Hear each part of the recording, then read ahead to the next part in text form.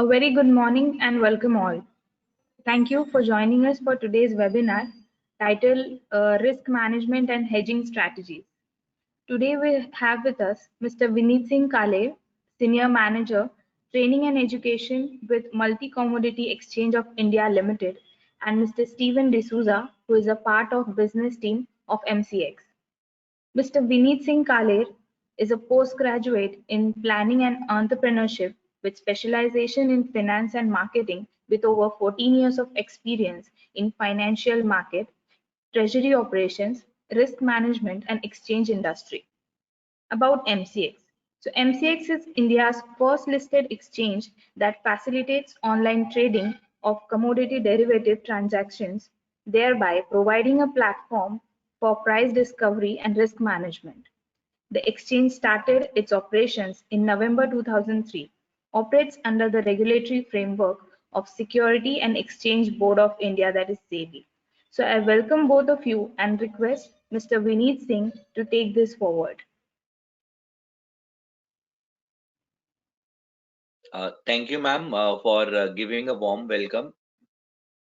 I welcome all of you again for this session on risk management using derivatives.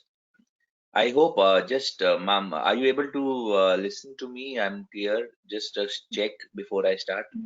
Yes. Vineet, sir, you are audible. Okay, thank you, ma'am. Thank you. Hi, all of you. Since the discussion topic today is risk management and precisely price risk management, why I've written price risk management and why it is important to manage risk in the current scenario, you would be aware, what is happening in the economy. Because of this, what is happening in the world economy, there is a lot of changes in the prices of products which we use. Now, when I say prices of products which we use, I'm coming directly, close to something called as commodities. But if I don't relate to commodities and in general, prices of many things are moving rigorously. Even you would have seen Sensex going it's at its record high. That is an example where prices are going up and down.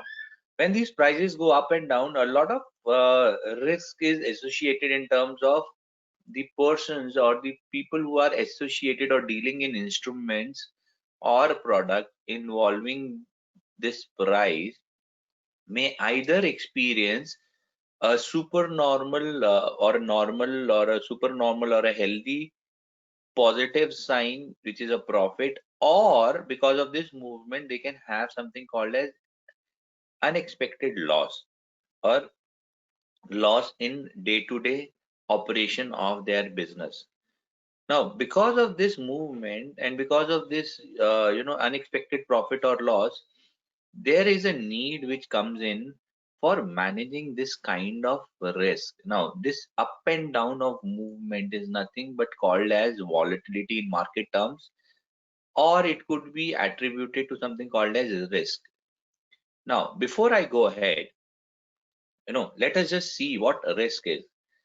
Risk is, as already discussed by me, risk is the movement from the today's scenario, okay, the expected movement which could fall on either a positive side or a negative side. Definitely, in mathematical terms, it is called as deviation from the mean, which is called as standard deviation. It is nothing but the measure of risk. So it could be positive, it could be negative. Generally, when we go in the area which is negative to us, we all think that is the risk. No. Risk is anything, which is beyond our anticipated value or expectation. Whether it could be extra on the positive side or negative side, it is risk. So when we talk about derivatives, and precisely since I'm representing MCX, so let me just talk about commodity segment and what is the risk associated here. Okay, and then we'll go ahead. See, for example, because of this unexpected pandemic which has hit us over maybe now 10 months or plus now, or maybe a year or so in global economy, what has happened because of this? There has been a lot of changes in terms of the demand of the consumers as well as the supply of product available. Now, because of this, what has happened? There is a lot of up and down seen in the prices of the product. Say, for example, crude oil. I'm just taking one example. Crude oil is one of the commodities which is extensively traded across the borders in the world. Now, what happened initially because of this pandemic, when when there was really no demand, people were going out for shutdowns. There was either a very less demand for the product, which is which is something not normal, very less demand, or there was no demand for a certain period of time. Now, because of this, what has happened? The crude oil production was going on. Manufacturers were producing. Now, who are the manufacturers of crude oil? They are the exploratory companies. The companies who explore crude oil from the underground. They pump out crude oil from the underground.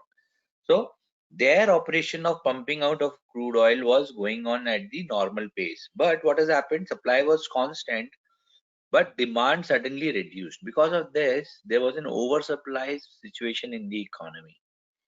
Now, this is suddenly which has happened because of this pandemic situation, which nobody would have anticipated. Now, but since this has happened, what has it led to? It has led to demand destruction, supply side obstructions. The, the supply was coming in and there was no demand, no people to take the product. So what has happened? There are places called as reservoirs or tankers or warehouses, in different names they are used as per the commodity which we are talking about. But if we talk about oil, so oil tankers and rigs wherever, available across the world were getting filled in with the extra oil which was not bought. Now, because of that, what has happened? There came a moment when the storage of oil got very, very expensive because there was limited or no place to store more oil which was explored out of the earth, as there was no or very little takers of the product. Because of this, what has happened? The derivatives on one of the exchanges, which is the benchmark exchange for crude oil, NYMEX, it went in a negative price regime. Now, when I say negative price regime, I mean to say, the price is they have gone into negative, which means the sellers are ready to pay money to the buyers to pick the product. That was the scenario. This is one extreme case, which I have taken to just explain, how prices are hitting the people who work in these products value chains. When we talk about commodity, we have to always talk about people who deal with the product in the value chains. So during my presentation, I'll further explain what a value chain is. We'll take an example of one product. Now, understand, since we are in in the product regime where demand and supply and availability of product plays a greater role, so these products are of global usage. Now, when I say global usage, say for example, a simple product like cotton. Cotton is produced in one country, you know, but I'm taking an example of one country as a largest exporter. So it is produced in one country and is exported largely to all the countries in the world. So everyone in the world are users of that cotton product to make, different buy different products out of it for use, maybe some apparels, clothing, and other stuff. Right? Similarly, crude oil is one. Gold is, maybe say, take an example of a product as gold. When this pandemic was on, and after some time when markets have recovered, we have seen golds touching historic high price levels. You know, since it was a pandemic situation, so suddenly people were not demanding more gold. No, what has happened now? Since uh, all these products, they are having their financial derivatives as well. So people, apart from managing their risk, use these products for investment fulfillment. What has happened because of this? One asset class, maybe equity markets worldwide were not giving good returns. So what people they did was they suddenly moved their investment into a safer asset, which is deemed to be called as gold. So whether they are reserve banks, central banks of different countries, or or maybe different derivative investors, what they did was slightly they moved their investment demand to buying gold, because gold is one product. I'm just taking an example, you know, which gives you a hedge against, or which gives you a protection on your investment against any such kinds of risks which are called as, say, a pandemic or war like situations, or maybe unexpected scenario or a crisis situation in the world economy. So because of this, the prices of gold have gone up. So it is not the demand of gold in physical which has led to the prices of gold going up. It is, the investment demand, that is the I would say the instrument demand has taken the prices to a different level. So a person who is a buyer of gold, say for example, he is a refiner of gold. For him, the raw material to refine gold is the gold itself. So if the prices of gold goes up, his raw material or the input cost goes up. So that is a risk for him, right? Plus, now since his input cost has gone up, so he would have bought, his business is running, he would have bought gold and in those high input cost values which were there. So what happens, 1 month down the line, he has refined the gold and he has made the pure gold which is ready to be sold. But at this high price in the physical markets, nobody is ready to take that gold at the moment. So he is able to sell his gold after a month and a half or 2 months from today. So what has happened? Today the prices were higher. Maybe in time to come, maybe after 30 days or 45 days, the prices of gold have receded back. The prices have come back. They have fallen. So now what has happened to this simple refiner of gold? He's a recycler or refiner of gold. What has happened? He bought the raw material when prices were high, because that is his day-to-day business. He cannot stop his business when prices are high or when prices are low. But when prices were high, he has bought some material, but he's able to sell the refined gold out of that raw material after 45 days, and on that day the prices were substantially down. So he cannot, say for example, let me just put figures to this example. When he bought gold, the prices were at, say, 53,000 per 10 gram. Okay, he would have bought, say, 10 kgs of gold, raw material. He refined it and he's ready with, say, maybe around 9.5 to 10 kgs of gold out of that to be sold in the market. But after 45 days, the price which he would realize will be the price on the date of that sale when it happens, right? After 45 days, the price of gold in the market was, say, for example, 50,000 per 10 gram. Okay. So this loss of 3,000 per 10 gram multiplied with the quantum of gold he is holding is a straight loss, business loss to him, because of market price dynamics of the products in which he is dealing, wherein his input cost was high and his realization after a point in time was very lesser than his input cost even.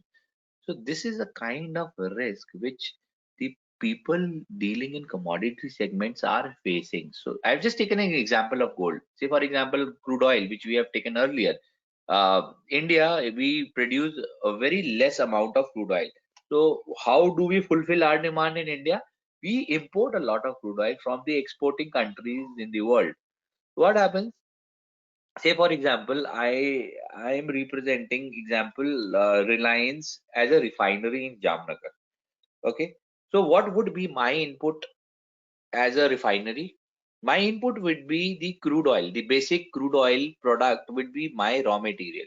Now I don't have enough of raw material available in India, so what do? Is I import crude oil from exporting countries, say from Middle East. So I, as a Reliance refinery, had entered into a deal with companies in Middle East to buy crude oil. Okay. Now that deal has happened today. Say for example, at the price of let us take a general example, $50 per barrel is the crude where we have stuck the deal. Now what happens on this deal? It will take around, say, 15 to 20 days roughly for the crude oil to reach Indian ports from the Middle East. Okay, through seaways. Now, after these, I would say, okay, on a very quick note, 15 days, let us take. Okay, 15 days, the shipment was very quick, logistics were very robust. 15 days, the crude oil reached my port. Now, from the port, the crude oil has to be brought into the Jamnagar refinery where the crude oil will be refined. So it involves land transport. So from the port to the refinery, the crude oil has to be transported. Okay, it again took, say, for example, 5 days more. Okay, so 15 plus 5, let us take 20 days it took the raw material to reach the factory, which is refinery. Now the crude oil is put into refining stage. It gets refined, and once the refining happens, the byproducts, in what happens out of the crude oil refinery, a lot of products comes in. Petrol, diesel, kerosene, naphtha, plastics, natural gas, many things comes in, ethanol, many things out of that. So that one barrel which was refined, then the refined products are again redistributed in the economy through land transport, and then they are available in different places to be sold. One place could be, say, for example, petrol pumps. So in this process from refining and redistribution, let us just take 3 more days. So 20 plus 3, so it is roughly 23 days from today. I would realize the return on the raw material which I have purchased now at the price of $50 per barrel. Okay, now can I say the crude oil prices which I as a refiner will realize, after 23 to 25 days, would be, better off than rupees 50, sorry, $50 a barrel? I have no surety, because $50 a barrel rate is today's rate, and this rate keeps on changing. How quickly this rate changes? It changes second by second, minute by minute. Okay, so what happens? This 23 to 25 days period, that is a lag period, which brings in a lot of risk, that what if when I go and sell the finished product to the market after 25 days, at that point in time crude oil price would have gone down to, say, $45 a barrel. Okay, so based on those pricings which are lesser than, than today's price, my realization will come in. So automatically, because of this price reduction due to the time lag in between the buying of raw material to the selling of the product, what happens is there is something called as a risk which gets into the business. Now, this is one of the examples. Such kinds of risks are associated with different people who are performing their work using commodities in the value chain. So this value chain will have a, say for example, it could be starting from a farmer or a miner. Then it could be processors of the product at different stages. It could be manufacturer, value adders. It could be OEMs, and it goes on till the final retailer. So anyone and everyone who is involved in the products in different forms in this value chain will have risk associated with their profits being realized or loss being bared. Now, how important is this risk? Let me just give you one more example. Automobile industry in India, the raw material cost, if I would say 100 rupees is what the MRP is, out of this 100 rupees, 90 to 91 rupees is the raw material cost, sourcing cost. Then other labor charges, processing charges, packaging charges, say for example, is another, say, 4 to 5 rupees. So 91 plus 4, it makes 95 to 96 rupees is the cost. Then markup, the 100 rupees is the MRP. So out of this, from 96 to 100 rupees is what folks call as the profit margin for the manufacturer. Now, what if the input cost, the raw material prices which are used in the manufacturing in automobile industries, they are not stagnant and they start going up? So what happens? The input cost goes up, and a small increase in the input cost will have a bigger impact on my revenue as a company. Why? Because 91% is the cost associated with the raw material prices. If my raw material goes expensive as a company, what happens? My cost out of that 100 rupee, that raw material will go up to say from 91 to 93 rupees.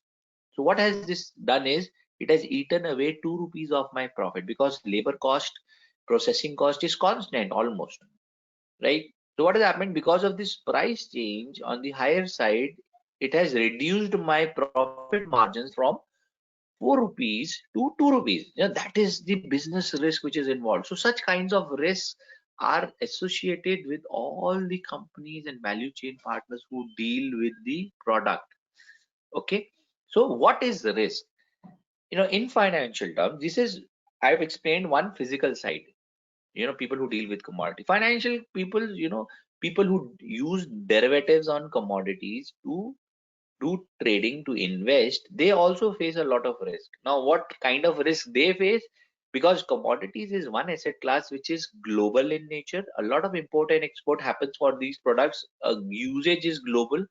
So a lot of macroeconomic factors, geopolitical factors, the economic growth rates in different nations, the consumption patterns of different nations, the availability of raw materials, they have an impact in terms of price going up and down, right? So if you are in the financial derivative segment, since prices are very robust and they are just moving up and down at a very rapid pace, or the prices are changing at a rapid pace, so depending on what kind of position you have taken, it always brings in a risk for the prices going on the unanticipated side or the wrong side of your position. So that is again one risk. So risk is any deviation from the expectation. Okay. So to deal with the risk, you have to take calculated risk. That is very different from being rash. You have to always take calculated risk. So when we say, speculators are people who take more risk in the markets, and they make a lot of money. But the point is they also calculate everything and then take the risk in the market. So it is always important to calculate the risk and be in the market. A very good example is the year which has gone by, 2020. There was a country which is called as Mexico. Mexico is one of the countries which exports and produces a lot of crude oil. What they have done, that country as a whole, they have managed their risk of crude oil prices for complete 1 year production on in 1st January 2020. So for complete year they have mitigated their risk.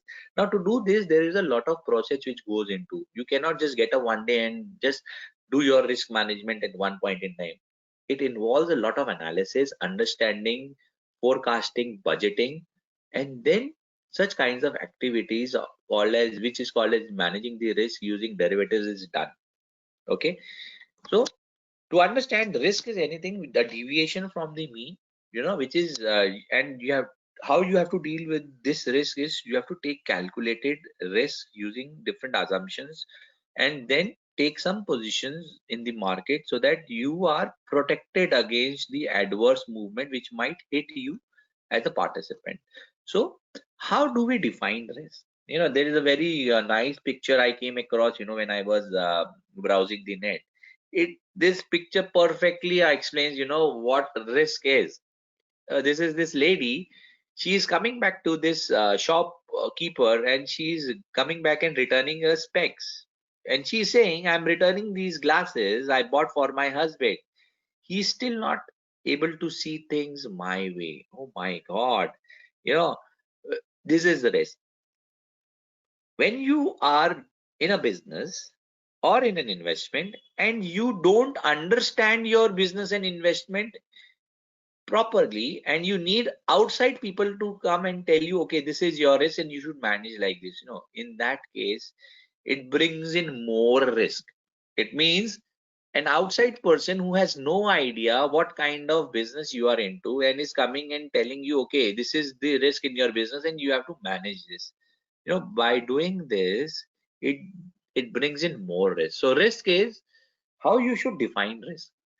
The person who is dealing in business has a complete knowledge, thorough knowledge about his operations, his setup, competitors, industry, and his kind of business, factors impacting the business, internal factors, external factors, he is the right person. So the person who is dealing with the business should define the risks, identify the risks which are there in the business, which hit the operationability and finally is convertible into money loss or price loss. So the person who is in the business should define the risk himself, identify the risk points and define these risks himself. So when we talk about risk and we start defining risk, there, oh my god, there is a big list of different kinds of risks which you might be identifying or might be coming across in the process. So out of these risks, you have to identify the most important risk points which hit you in your business, right? Maybe when we talk about commodities in general, accounting risk is one, which is there. We have something called as basis risk. Now, what is the basis and basis risk? I assume you know this. Basis is the difference between the prices prevailing in the spot market and a derivative market. Okay. Now, since derivatives, they are having their underlying as a spot in commodities. So the difference between the variability in the prices of the spot price of the product vis-a-vis the derivatives on these products are not same. They are moving in different variations. So this brings in something called as basis risk. So basis is the difference between the spot and derivatives, future price. That is also there. Now there's something called as counterparty default risk. When we are dealing in the physical market using commodities, since a lot of transactions they happen over phone. When we are in a business, a lot of deals are done. Somebody called me, my vendor and my buyer, and he called me and he said, okay, send me so much of quantity and I will pay you the money. And since he is a regular customer of my company, so I accepted the order, maybe even on WhatsApp, maybe even on email or through phone. But what happens suddenly? What if this party with whom I'm dealing for a long time goes bankrupt? Because on his order, I have procured raw material and I have processed the product and I'm ready to deliver. And he says, no, I don't want product anymore. I have bought it from someone else. It means counterparty default has happened. So it could happen both on buyer side as well as a seller side. So this kind of a risk is always there in the commodity business. So this is something a business can identify. What kind of risk is the vendor counterparty default risk is what is bringing in the loss to the company's revenue, or is it the currency risk? Now, since we are in a product regime or commodities which are of global nature, so a lot of import and export of these products happen. So whenever there is a lot of import and export happening, so there has to be a price tag which is allocated to these products. Now this price tag usually is around for 85 to 90% of the world trade happens to be in dollars. Remember, we took an example of crude oil. We said $50 per barrel. We never said 50 rupees per barrel. So that is the norm. In international commodity trades, usually around 85 to 90% of the world trade, they happen in a common currency or a vehicle currency, which is usually taken as dollar. So what do I mean by this? So if I'm buying crude oil, let's be with the same example. If I buy crude oil, if I entered into a deal as a refiner to buy crude oil at $50 per barrel, but on the same day, what has happened? I have not received the product. Product is coming to me in next 20 to 23 days. So when do I make the payment as a refiner? I make the payment when I receive the product. The product which I receive is after 23 days. Now I have to make payment in dollars. So today, when I've bought crude oil at $50 per barrel, the USD INR currency rate for $1 to buy $1 was, say, for an example sake, I'm taking a round figure at around 70. So USD INR today is at 70. Okay. Now, because of my order, I have a payment, for example, of 10 lakh dollars to be done, but after 23 days. Okay. But what has happened? After 23 days, when I go to make the payment, okay, this $10 lakh which I have to make, I have to buy dollars and then make the payment. But on the payment date, the currency rate from 70 it moved to 72 rupees a dollar. Now, without doing anything wrong, what has happened? Because of this time gap, 23 days, the currency rates have also moved. Yes. So if I say commodity prices are constant, okay, and even if currency prices they move, it brings a lot of variability in the prices of the products. Now, how this variability is seen? For example, $10 lakh was the payment which I have to make on day one, but payment has to be done after 23 days. So after 23 days, when I require $10 lakh to be paid, I have to pay 2 rupees extra per dollar. So it is a straight loss of 20 lakh rupees for me as a businessman, as a refiner, to make a payment for the purchases which I do today. So currency, is something, or the currency rates are something which are moving on their own, and they have a big impact when we talk about commodity risk management in terms of the value of the products. Okay. Interest rate risk is again one important point, because when the I'm touching the asset classes as well. Currency is an asset class. Interest rate is an asset class. And during this pandemic and these days, we have seen a lot of countries and their reserve banks, they are trying to reduce the interest rates just to give a fillip to their economy so that their economies are back on track. Demand is just seen. Okay. So what are they trying to do? When they reduce the interest rates, they're trying to push in more money in the economy in the hands of people so that they invest more or demand more. So when this investment and demand triggers, what will happen? The demand for products will trigger, and whatever are available in the warehouses, those products will move quickly and more demand for these products will be seen, and manufacturing will see a fillip. So this is how different countries are trying to just start the economic activity, and a lot of them have been successful in doing this. Now what has happened because of this interest rate going down? One impact is, if interest rate goes down, the home currency of that country depreciates. So if the home currency depreciates, for example, Indian Reserve Bank reduces the interest rates further, what will happen? Rupee will further depreciate against dollar.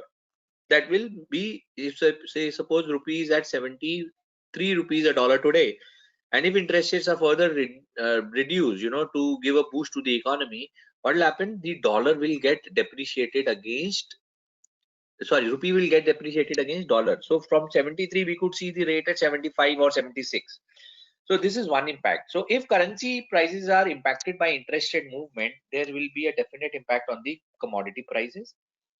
Plus, because of excess money in the hands of people, uh, there will be an unusual demand for products which people they don't use usually or require. So what will happen is, people will start buying and consuming unnecessary products, or products which they would not really require or need.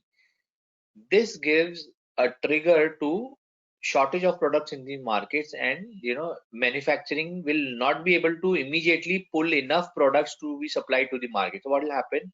There will be a supply demand mismatch and commodity prices will go up, which is mainly called as inflation will go up. Okay. That is on the other side.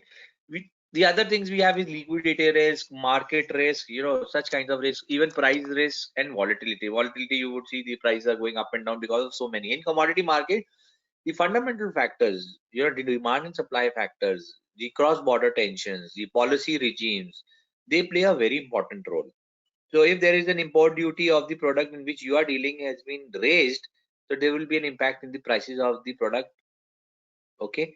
So accordingly, markets have to adjust to these pricings, and every time you cannot go and increase the price of your finished product and demand more from the consumer.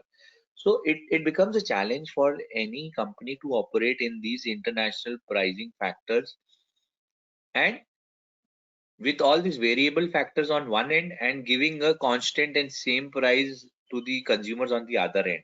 That is a challenge wherein many of the companies are, they either make loss because they cannot increase the selling price because of competition, because of consumer going to the other competitors, or sometimes they have not managed the risk properly, so they they take a hit on their profit margins and they just be break even, or sometimes they incur losses. So what are the main sources, I mean, to club? One is the foreign currency risk. Yes, currency prices when we talk about the commodity. So if you are in a commodity business and you are in a commodity which is internationally linked, so you have to always keep an eye on, what is happening in the demand and supply scenario overall for the product, availability of the product, usage of the product.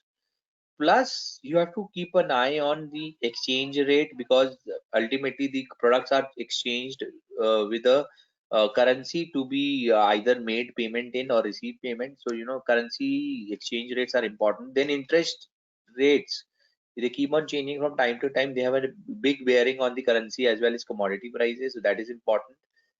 Plus, commodity itself. In commodities, we have different segments of products. Say, for example, we have a Boolean segment which has gold, silver, platinum, palladium. Then we have base metal segment, wherein we have copper, aluminium, nickel, zinc, lead. Then we have a energy segment where we have crude oil, natural gas, electricity. You have diamonds.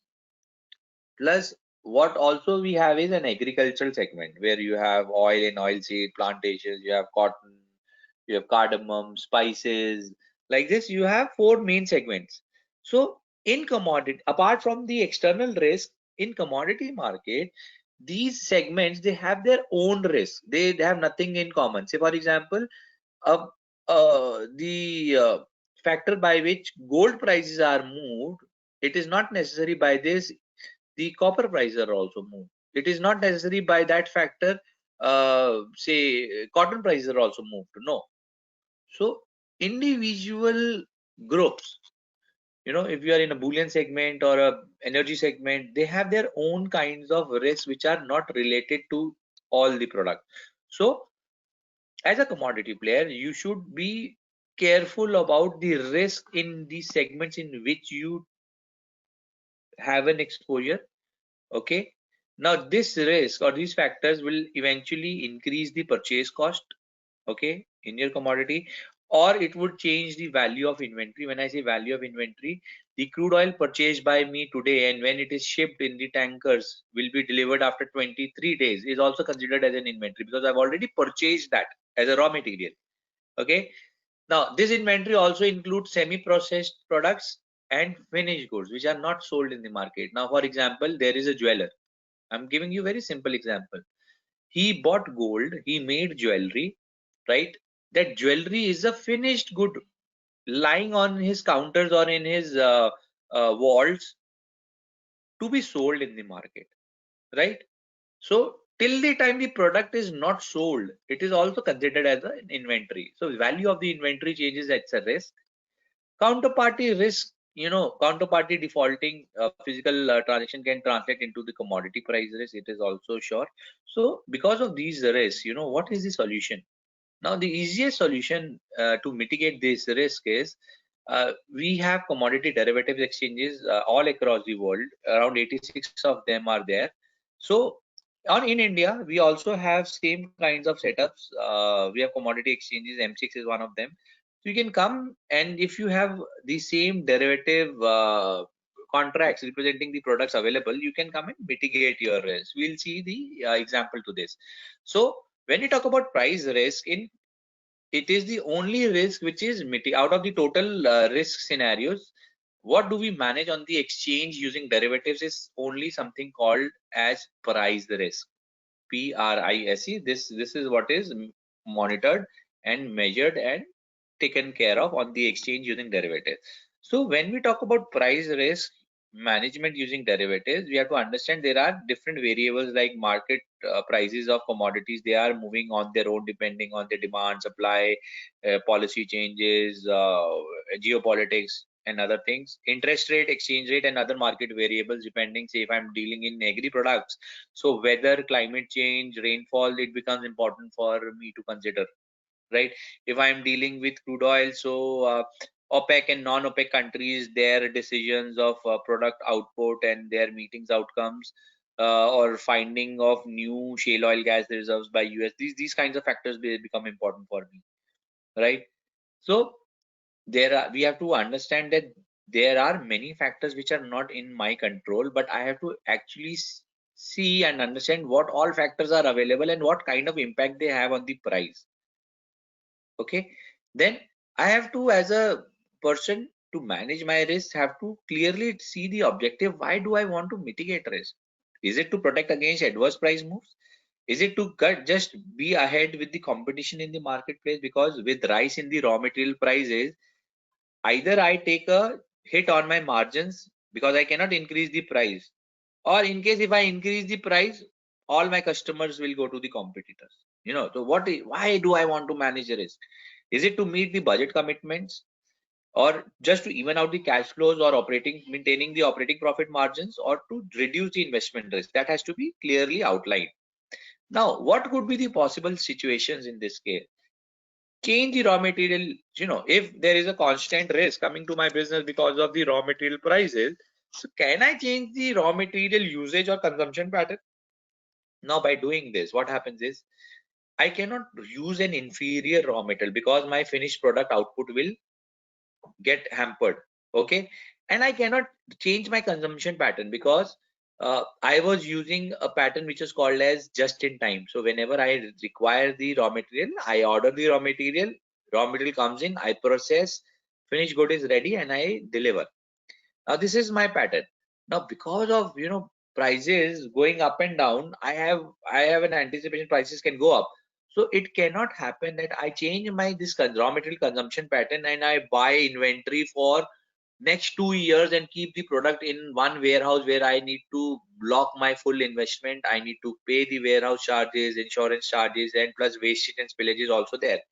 So that changing in raw material and consumption pattern is something which is not a good solution. Changing in operating margins. Okay. Earlier, I say, for example, automobile industry. Earlier, I had 4 rupees profit margin.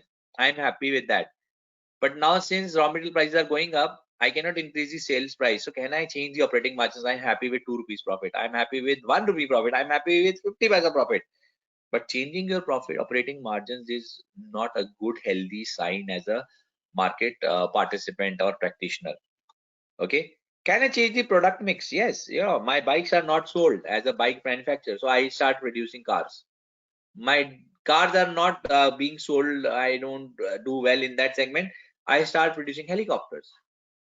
By changing in product mix, it's not a good solution. Why? Because it also involves a lot of investment, capital investment, for which payback period is to be seen in time to come. So to just mitigate your current risk, you cannot, put so much of investment in stake. Plus, you cannot just open a new product mix overnight. It takes a lot of time. Maybe 5 years span is what is required. So it could be fruitful, but changing product mix is not a short-term solution. Cost engineering initiatives, yes, very good. I cannot increase my cost, but I can change all the technology in producing the products by getting the best engineering initiatives, current engineering initiatives, machinery, everything in the world, so that my cost goes down. Yes, my output cost will go down, but what is my investment cost for making that engineering initiative? So again, it is a expensive solution. Competition in the marketplace, I have to be with them. So whatever price competitors are charging, I have to charge the same. But in case if I fail to manage my internal cost, it is always a challenge. Interestingly, can I pass on the cost to consumer? Yes, I can, but only when I have a monopoly in the market. But in the competitive marketplace, this is really not possible. So when we have exchanges which has derivatives representing the same product, it is very easy to go and manage your risk at any point in time till the time exchanges are operating. So it becomes an easier process. So what do I need to do to go to an exchange? I have to always understand the risk which I have. I have defined the risk, but after defining and identifying the risk, I have to, out of that total identified risk, I have to choose what all to mitigate. It means, the picture says, why do you have only 40% of an umbrella? Because he says the chances of rains are only 40%. That is, out of your total risk, you should come out with the actual exposure which you want to get your protection against. You cannot protect yourself against all the risks. So what is important for you? You have to pick out of the maximum exposure and mitigate that. Okay. Now, how do you understand the risk exposure? It is totally on your view about the business. It is very, very subjective to the perspective you have for your business. Same competitors in the same industry segment, in the same scenario, will have different perspective to risk to manage. So it is it is very individualistic. So example is, this is a person standing on a small island. He is very happy to see a boat after so many days and months. He's finally happy there is someone to rescue. On the other side, the person who on this small boat, he has been on the sea for many days and he's just longing to see a small island where he can get down, eat some food, and relax. So the person on the ship boat has a view perspective that, oh my God, finally I found a uh, island where I could be rescued. Whereas the person on the island has the view that, oh, finally I have seen a boat. There is someone who could rescue me. So risk is depending on what perspective you have.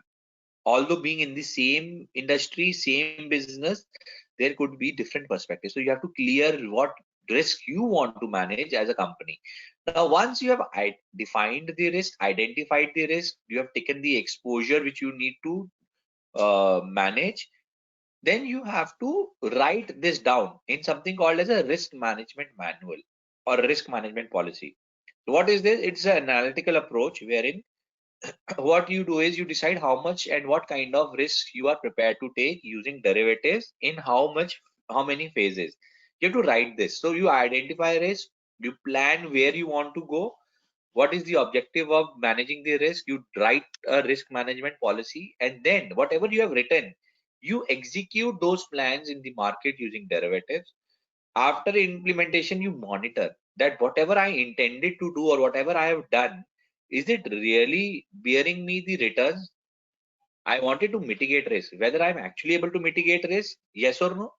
If answer is no, or if answer is I have not been able to manage my risk completely, then you have to again monitor, see where you have not analyzed properly, re-identify the risk, re-identify the exposure, make the strategies, write the strategies, and then execute them in the market. So this risk mitigation process is taken care by a department which is called as a treasury department. Now, this identification of exposure, okay, of the company or of the business is done by a set of committee which is called as a risk management committee. It comprises of the MD, even your it could have the CRO of the company and different people associated who are decision makers.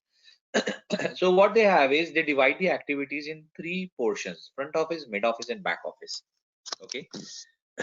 Front office, they are people who are dealers, who knows everything about the prices and markets, where they are and what kinds of positions. They are quick in trading, right?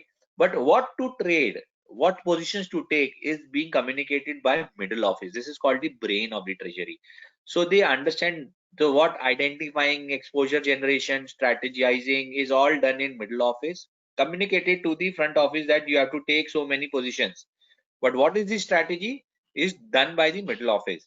So then trade capturing, checking, risk monitoring, policy compliance, so that risk committee, legal and credit compliance, hedging effectiveness, hedge strategy, they are all done and managed by middle office. Okay. Front office, they are executors. So strategy made by middle office is told to the front office that you have to buy or sell so many products to mitigate the risk. This is what they are efficient in and they do. Now, all these activities, buying and selling, has to be closed at one point and a record has to be maintained. So that is done by the back office. So all the contracts, all the derivatives, settlements, accounting, they're done by the back office. So this is a setup which is usually there while mitigating risk by the treasury department of any setup, right? They have their different roles and responsibilities from which are clearly defined. So I would say managing risk is all about attitude. Okay, it's all about attitude.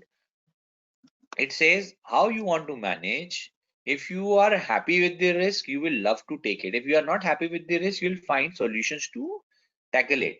So speculators, arbitrageurs, traders, they all love taking risk. So they take calculated risk and make money.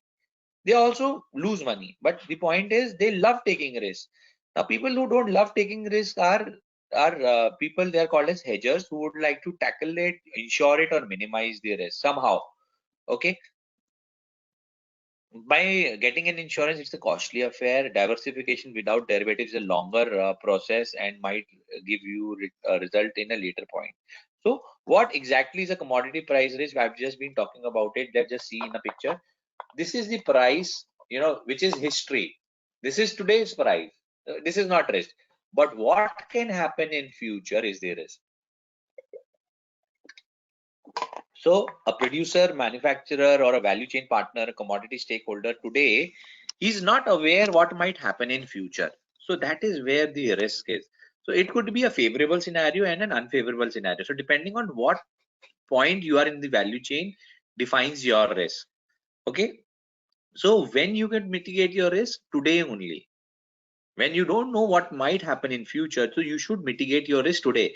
So that crude oil example, if I did a deal at $50 per barrel today, so immediately my treasury department, you know will mitigate that risk right away today. They will not wait for 23 days when my shipment will come for the product. No, that has to be done today using derivatives. It becomes very easy.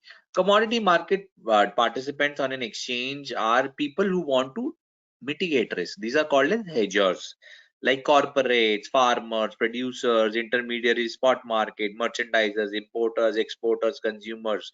It means anyone and everyone dealing with the physical products can be hedgers, and they want to mitigate their risk. And to do this, what they come to the exchange platform using derivatives, they transfer their risk to whom? To the people like investors, speculators, arbitrators, mutual fund, portfolio management services, to them. So hedgers, they transfer their risk to risk takers. So what do these risk takers get? The risk takers they take calculated risk and make profit. And what do hedgers they do is they transfer their risk and maintain their operating profit margins and be viable. So this kind of interest is matched using derivatives on the exchange platform.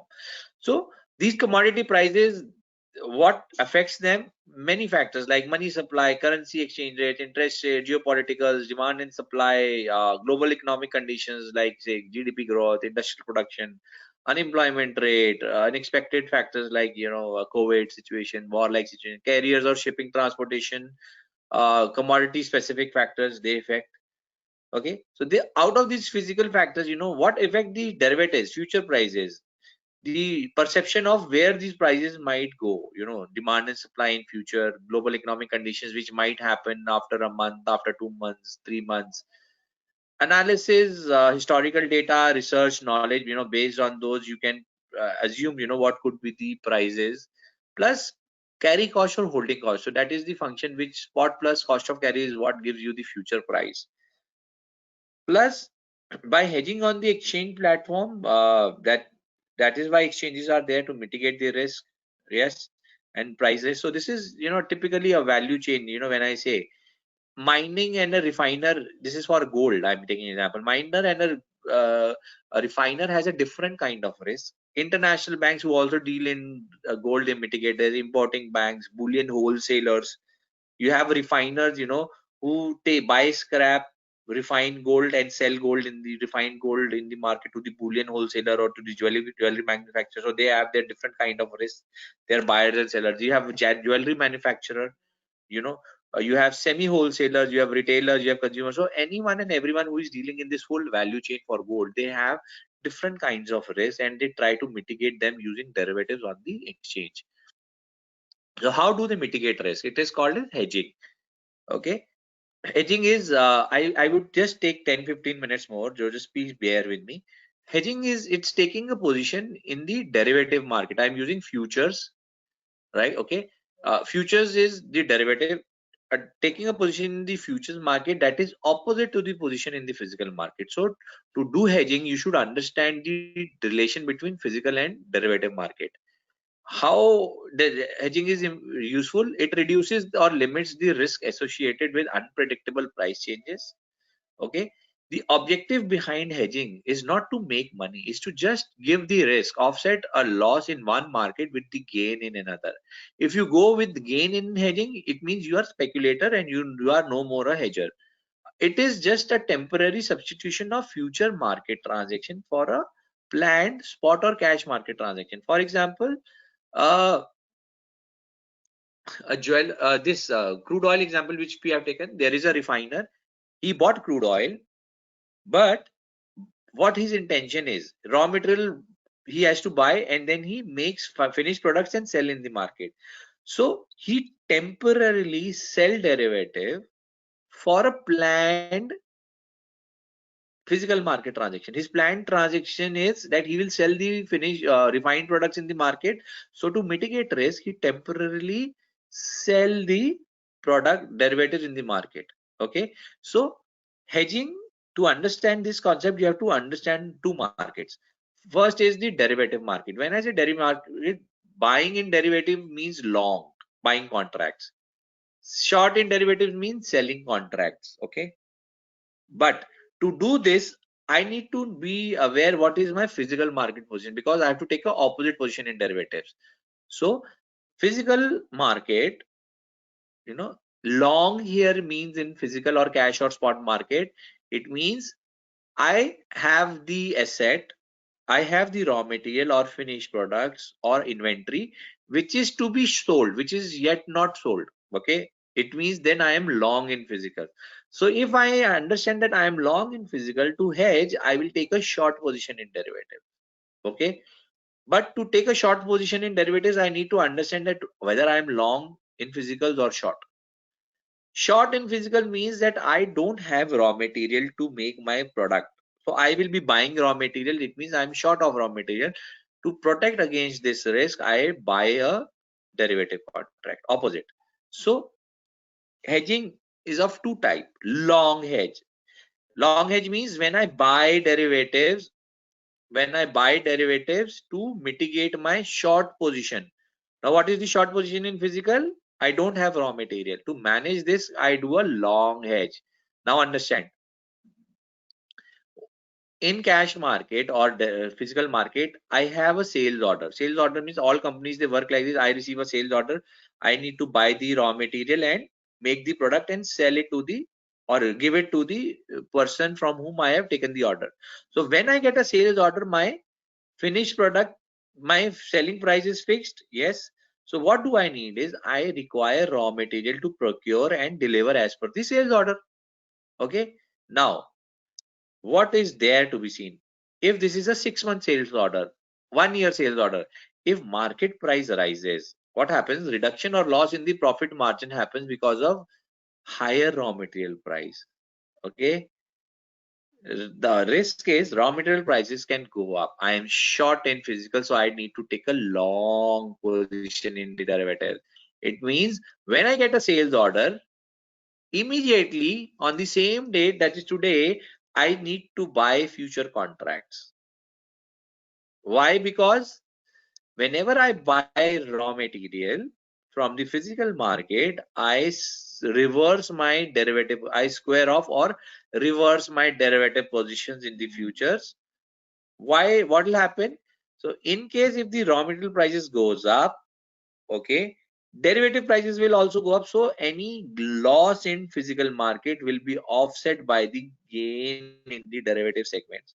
So gain from derivative hedge positions on square of, if prices goes up, will offset the loss in physical market. So hedging is an offsetting activity whereby loss of profit margin in cash is offset by the gain in exchange derivatives. So motive is not to make money, it is just to offset the loss. Now, example of a long hedge, understand. 1st January, a jeweler, he receives a order to deliver a finished designer jewelry in the month of April. So he gets a sales order. Okay. In the sales order, selling price is fixed on 1st of January. He knows how much finished product he has to produce. It means he knows what is the content or raw material gold is required to make the finished product. On day one, he's aware of this. Now, on day one, that is 1st January, he knows raw material of gold will be required, but he has to deliver the product in April. So should he buy all gold on 1st of January and keep it with him because he will require to deliver in April?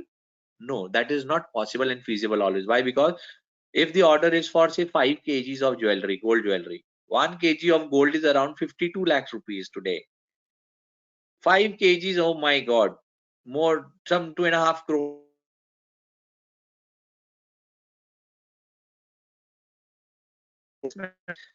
You require gold raw material, you buy raw material, make jewelry and deliver. This is how sales orders are completed.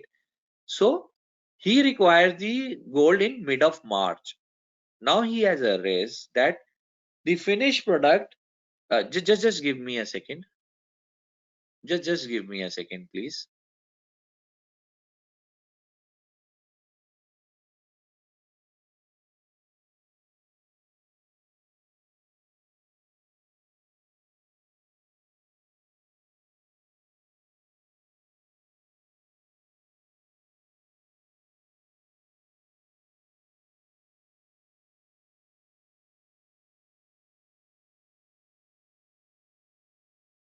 Oh, sorry. Yeah, I had an urgent call. Sorry for that. Yeah, the risk is the prices of gold might go up by March. You know, when he requires the raw material to make the jewelry.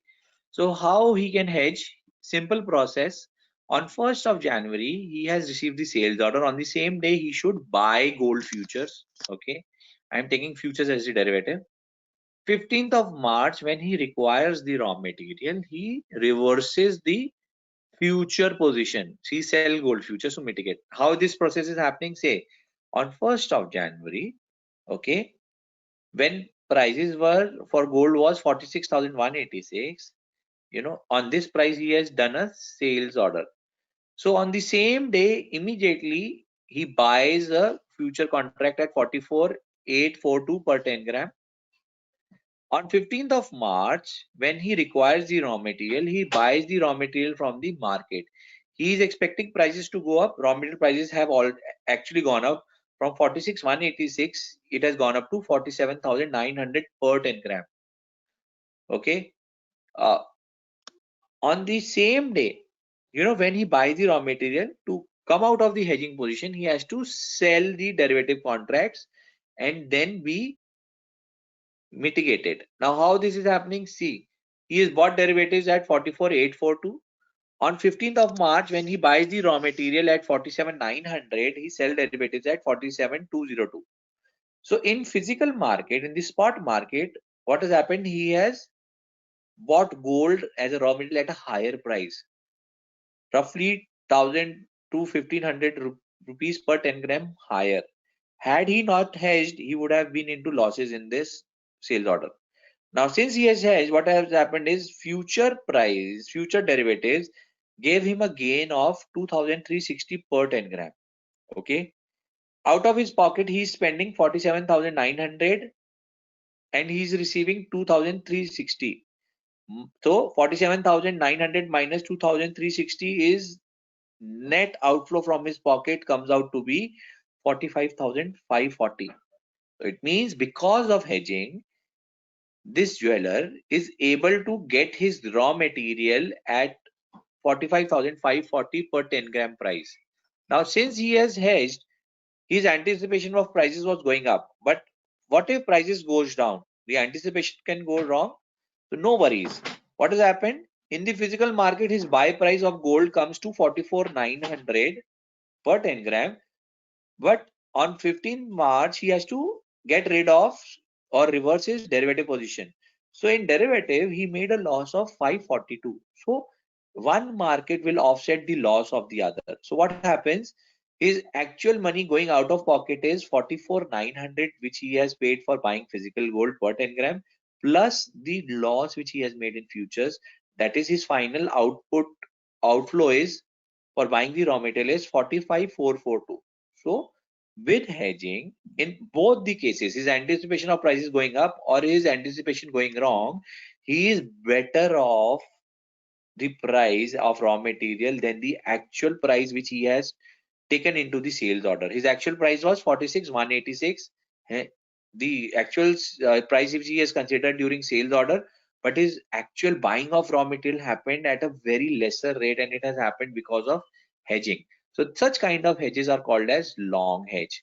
Okay, the objective I'm just repeating is to lock in the prices to get the protection against the price volatility. Now, there is another kind of hedge which is called a short hedge.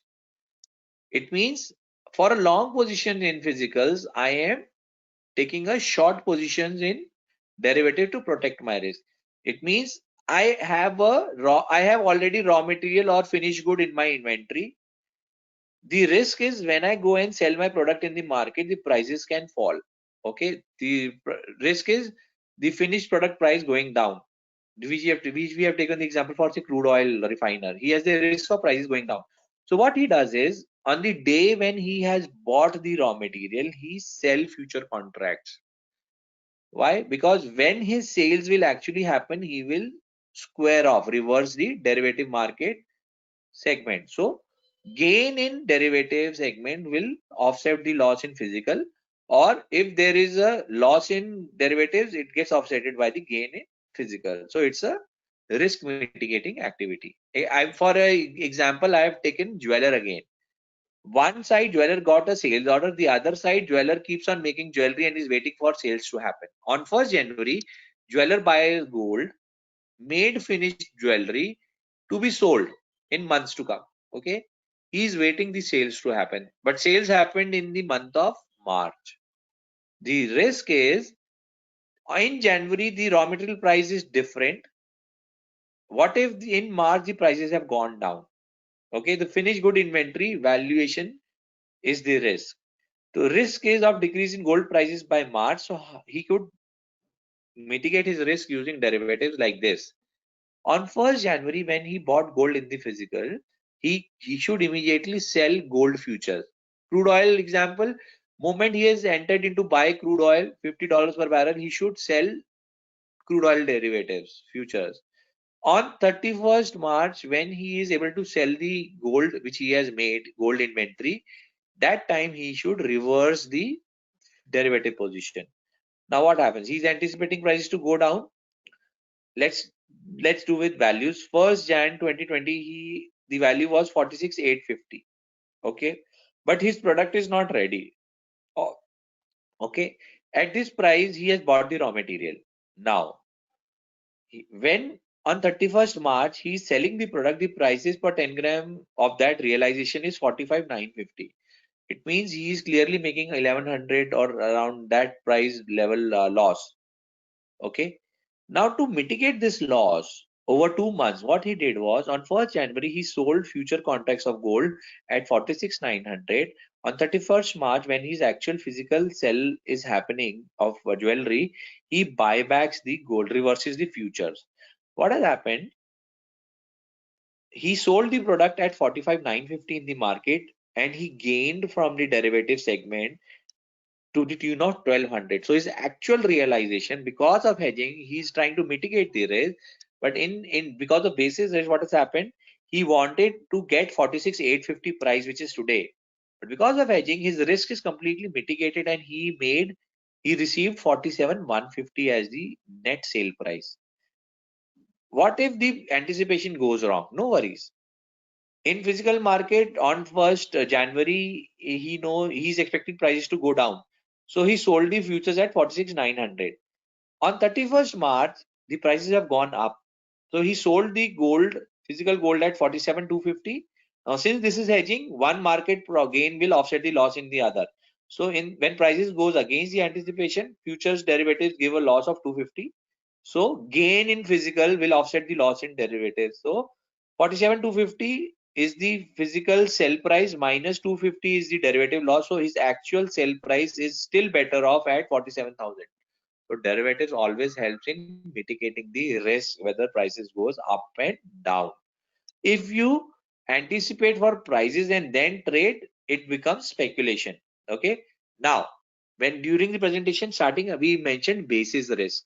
Now, since physical and derivatives market, they go hand in hand, to have an optimal hedge, we require to calculate something called as hedge ratio. Hedge ratio is nothing but the correlation between the spot prices and the derivative price, okay, multiplied by the change in the derivative future price vis-a-vis the change in the cash price. So the ratio is correlation multiplied by the standard deviation of change in spot price divided by standard deviation of change in future price.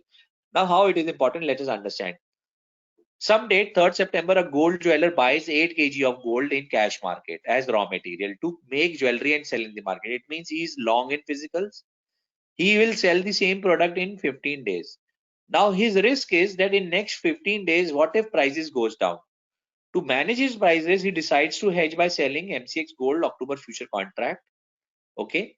The standard deviation of change in cash price of gold and future price of gold over 15 days was 1.17 and 0.62. If we don't calculate hedge ratio, for 8 kgs of gold, we would have taken 8 kgs of future sell position in derivatives. But since we have not calculated hedge ratio, we would have been under hedged because of basis risk. The correlation between cash and future is 0.60. So his hedge ratio says, to optimally hedge myself, I need to hedge 1.13 times of the exposure. It means for 8 kgs of physical exposure, I need to take 9 kgs of derivative positions to mitigate my complete risk in the physical transaction. This is where the hedge ratio comes in handy. Okay. And this is where you are optimally hedged. If you don't calculate hedge ratio, that basis risk will always be there and you will not be optimally hedged. Now, since we have not talked about options, so I may just skip here. We can, but just to mention, futures is what we have explained in the previous slides. Uh, your risk could be mitigated using options as well. There, I'm just explaining two strategies. Options is also one kind of derivative. Uh, there could be a protective put whereby I buy. Option is a derivative which gives you a right to buy or sell. There are two kinds of options: put and call. So one is protective put. Now, how does this helps me? Let us just see. Protective put. It means I have bought a product or I have the underlying asset. Okay. Now to make money, I need to sell it. So what I am fearing is market is going up. I expect market to go up, but what if in commodity markets prices are very dynamic? What if prices they go down? How to protect myself? So see, for example, I'm taking an arbitrary example. I have a commodity bought at 100 rupees. To make money, I have to sell it more than 100 rupees. It means I am a manufacturer. Okay, my cost is 100. I need to make, if I need to make money, I have to sell it more than 100. Okay, but I have a risk that prices can go down. Okay, so what I did was I bought a put option at rupees 90. Why I have bought at 90? Because premiums will be low and 10 rupees is my loss which I can bear. So what happens in physical market? If the prices goes below 100, I make a loss. Okay, if price goes to 70, I make a loss of 30 because my cost is 100 rupees. But if price goes up, that is what I'm anticipating, I make a profit on the upside.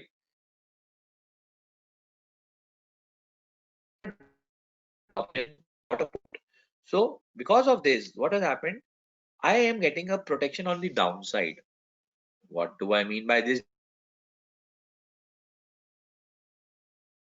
If my price goes below 90, okay, maximum loss which I have is 10 rupees, which I could bear. Okay, earlier with only physical product, if from 100 if price goes to 70, I have 30 rupees as loss. But involving options, if price goes to 70 rupees, I have only 10 rupees loss. If price goes to even 10, I have loss of 10 rupees only. My loss is, what I have done is, using options, I have protected my loss. I have protected myself. I've hedged myself, in a way.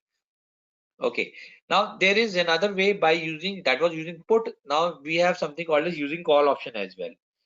What do I do is, I have a commodity. I want to sell this commodity, but I don't feel market price will ever go down. But I am also greedy and I want to protect myself. So what I do is, I know if market goes above 20 rupees above my today's price, I will sell. So I'm not being that greedy. I'm greedy, but I'm not being that greedy. So what I'm doing is I'm contained with my maximum profit. So I want that 20 rupees to receive today. What I did was using options. Okay, if 100 rupees is the value, physical market goes to 130, I receive 30 rupees profit. Market goes to 70, I make a 30 rupees loss. But by using call option, what my intention was that I want to get 20 rupees profit today only, and I don't expect market to go down. I am expecting market to go up. So what happened? If my anticipation is correct, always whatsoever price goes on the higher side, whether price goes to 130, 140, 150, I always make 20 rupees as my maximum profit, which I have done a strategy for. But my anticipation on the upside. But what if prices goes on the downside? I have an unlimited risk. See the downside on the net result here. Market goes to 70, I have a minus 30. Market goes to 60, I have a minus 40. Okay. But using options, I can still protect my downside as well and still get the upside. So using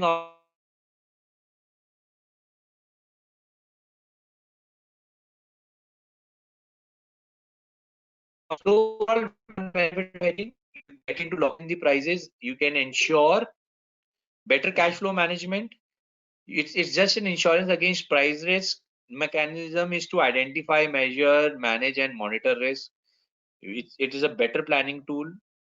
Okay, you can focus on core business activity by just getting this risk management done in the first day. So Mexico is the country who managed their crude oil exposure doing hedging on day one of the year. So for the rest of the year, they are tension free. They are concentrating on their core business of producing crude oil. That hedging is taken care.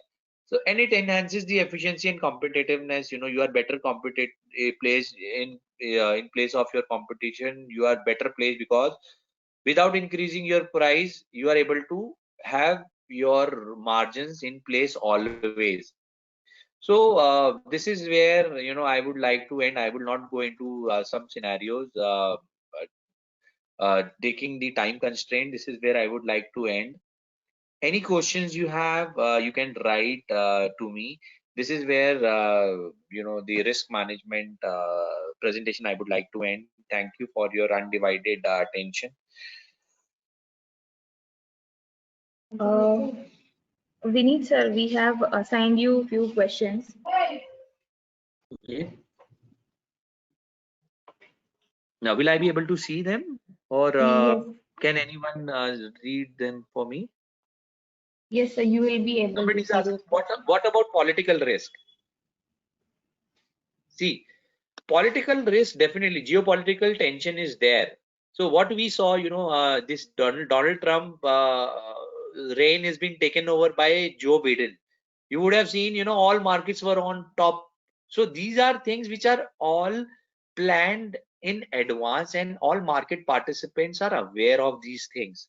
So even business houses are aware of these things. So if I am in a product whose value gets or whose value might get impacted by such political risk or events, definitely I could well in advance mitigate my risk of price in that product in advance using derivatives. That is possible, but it is all on anticipations. Let us just go, 4 years before this, we had contenders like Donald Trump and Hillary Clinton, wherein 99.9% exit polls predicted that Hillary Clinton might win. But to everyone's surprise, it was Donald Trump. So definitely, these are all approximations and estimations, and based on them, whatever anticipation market is expecting because of this factor will be priced in. in the prices of the products. So if you are in the physical market dealing in sensitive products whereby you feel the prices get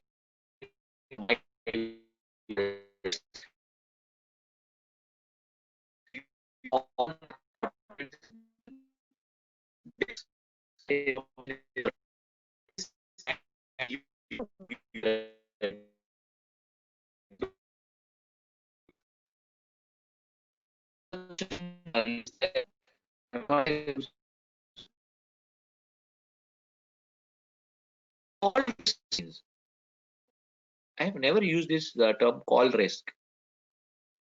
Is it related to options, call option? I'm not sure.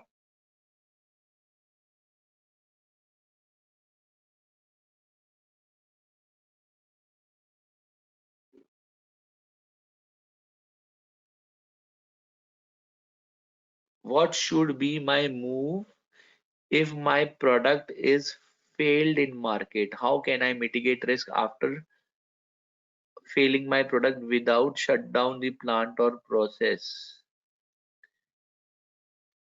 How can I mitigate risk after failing my product? Okay, you are saying that what I could gauge from this question is somebody is trying to ask that if we have started a new product line, okay, and or maybe diversified in a new product line, how can I mitigate that risk? See, investment risk is something which you cannot mitigate. Physical investment, you were dealing in. I taking a very small example. You were trading. You are a manufacturer of biscuits. Okay. Now you have the same setup wherein you think you can start manufacturing of bread as well. Okay, but now see, if products are not related, so their demand and supply fundamentals will be different, their market segmentation will be different, right? I can protect myself against the price risk of these products, but I cannot protect myself against product being successful or being a failure. Okay, so using derivatives we can protect against the price risk, which I've already explained. Either you are on a buying side or a selling side, you can protect yourself, but you cannot protect yourself from shutdown or like this, or product getting failed. That is a strategic decision. Definitely have cost of different payback period that one has to analyze and is analyzed.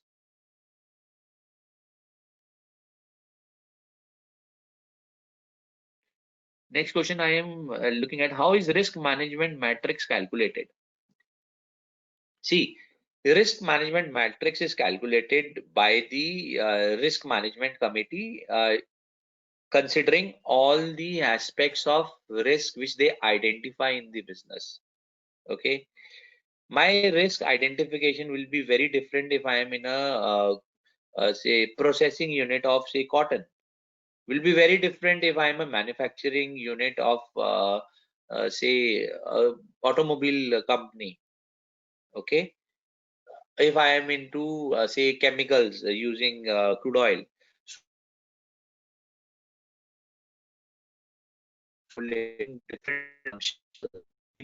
by the persons who are dealing in the business. So you have to first identify the risk.